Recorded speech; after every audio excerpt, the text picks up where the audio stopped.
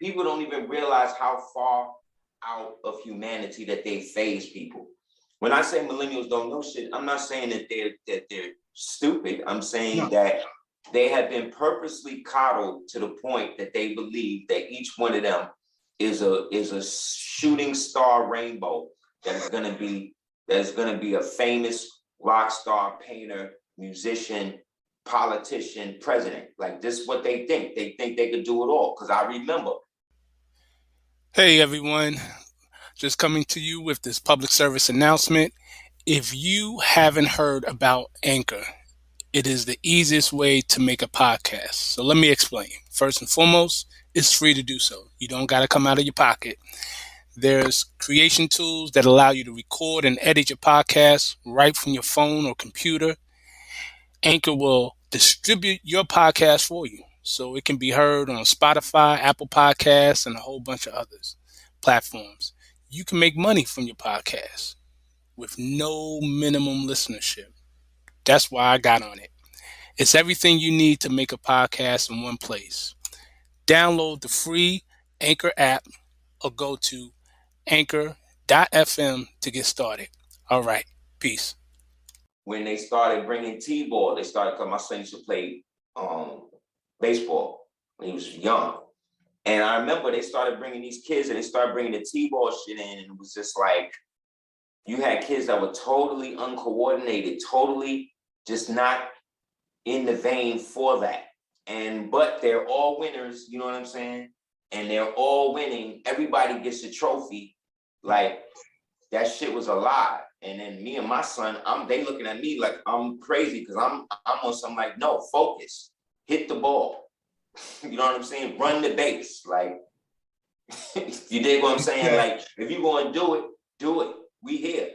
So you don't half-ass it. Right. You know, my son a Leo, so I got to be on him.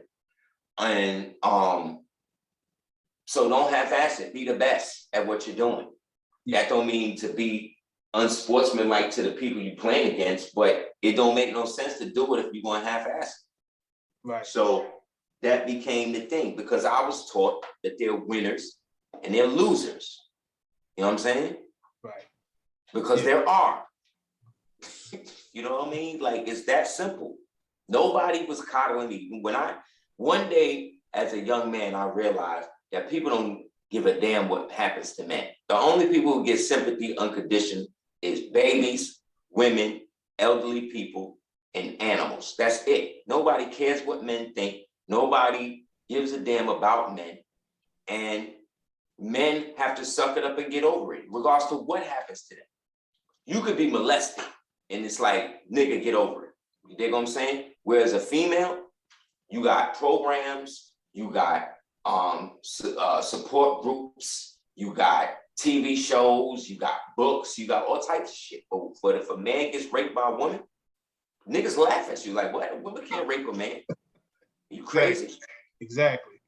Like, so that's 16. So when I was 16, and this woman who was 35 was having sex with me, and at 16, my 16-year-old stupid mind is like, wow, I'm really coming up. I'm really, doing my thing.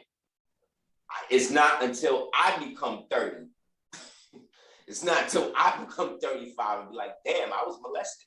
This chick molested me. But it didn't feel like that. Right. You see what I'm saying? Because I'm in the idea, I'm a young man. I'm coming up. I'm busting my joint off. I'm getting my shit off. See what I'm saying? Exactly. So here goes a straight rapist, you know what I'm saying? Is free and clear because it's a female. You know what I'm saying? So who had a daughter? You know what I'm saying? My age, if not. But again, young man, you don't have your daddy in the house. You don't have niggas around the crib, around the thing, because they all trying to do what they see you, what they think you doing. And I don't, but again, 16, I don't know what I'm doing. Right. You know what I'm saying? Yeah. I don't know, because I'm still 16. But again, I'm a male. And I told you, men don't give a damn about that. I told my son when we moved down here maybe 13 years ago, and there was an old lady in the building named Anita, white lady. but she looked like Spanish or something, but she was a white woman. And she was the best with us, especially when he was a baby. But I had something happen one day and she said something to me and it kind of put me off. So I told my wife about it. And then a couple of months later, I was with her more. And we were there and I told him. And we saw her and she waved or whatever. And she went back in the crib and more waved. And then he's like, oh, look, it's Anita. I said, I know she's cool or whatever, but don't get too thing with her. I said, because you cute now because you're a little boy. I said, but when you get a certain age, I'm telling you, it's all going to switch up. She's going to stop seeing you like that. Because now you go from being a cute little boy, cute little black baby dog to now the threat. You know what I'm saying?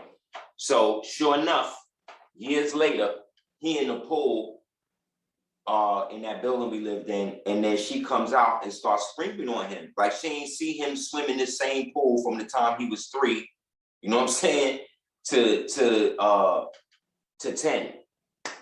And now you got a problem. You see what I'm saying? Because now he getting bigger. Now you noticing his muscles. Now you seeing that he's absorbing the sun. Now you seeing his strength. See what I'm saying? So that's what I'm saying when it comes to us not really being acclimated to function on the same lines that everybody else do, because we're so transfixed on not taking care of our situation first. And thus then we put ourselves like at that school thing. All they wanted to talk about really was like what was really going on. Like, why is celebrity such a big thing in that? Why do I care so much about these certain things? You know what I'm saying? Right. And so I said, I'm gonna speak to them from the perspective that I probably will never be invited back. You know what I'm saying? And I haven't, you know what I mean? So I did what I needed to do with that. Because I told them, I said, okay, y'all want it. I said, but don't be surprised if after this is it.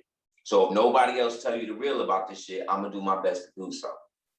And that's how I've always been. I haven't been in a position where if I find out something and I know it's true, credible, and I could prove it, I'm not gonna not let people know.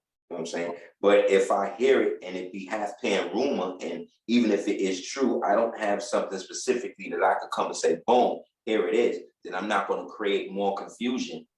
You see what I'm saying? By putting